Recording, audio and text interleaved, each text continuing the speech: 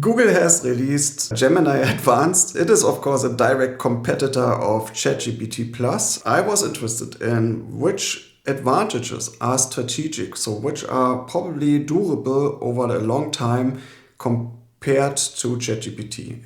And I found three things. First thing is speed. This is also probably the first thing you will notice when you use it. It is fast. It is much faster than ChatGPT, especially with GPT-4. And I believe it is also a durable advantage. You can argue, because they have not as much users right now, but even with GPT-4 in Azure, it is faster. Gemini Advanced is faster. I assume that they use something differently under the hood. In addition to that, Google always stresses speed. And I think they will try to remain quicker and more responsive also for the foreseeable future. The next thing is integration.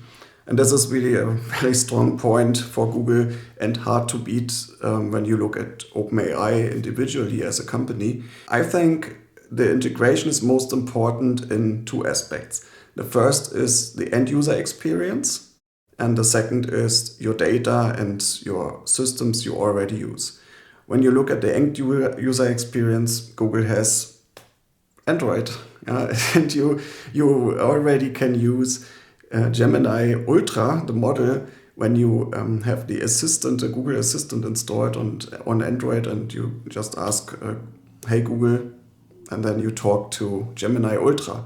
Whereas when you use ChatGPT, then you have to open the app and then you can start talking. Of course, you can also do a shortcut or an utterance like, hey Siri, let me talk to ChatGPT, and then the app opens.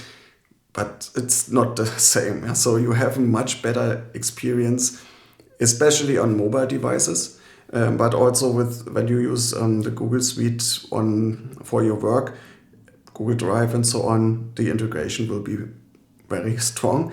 And Google already started to integrate it with other services as well. For example, you can run Python code directly with one click in Colab instances. So this is something Google will certainly keep as an advantage for long-term integration. And finally, price. At the moment, it is hard to argue. You can get Gemini Advanced for 2 months for free. So this is hard to beat. After that, it comes bundled with the Google One subscription, which is worth about $10. And this bundling means that you in effect have access to Gemini Ultra with about $10 per month. I think Google will try to continue to be a bit better in the price department, also in the foreseeable future, because they right now on the second position, which is not the place Google likes to be in. And they will try harder to beat OpenAI and Microsoft on that race. And this is really an important race. It's maybe as important as Android a few years ago. This is the one important new way to interact with computers, and Google will certainly want to have a pole position in that play. That's why I think Google will try to be also better in terms of price in the future.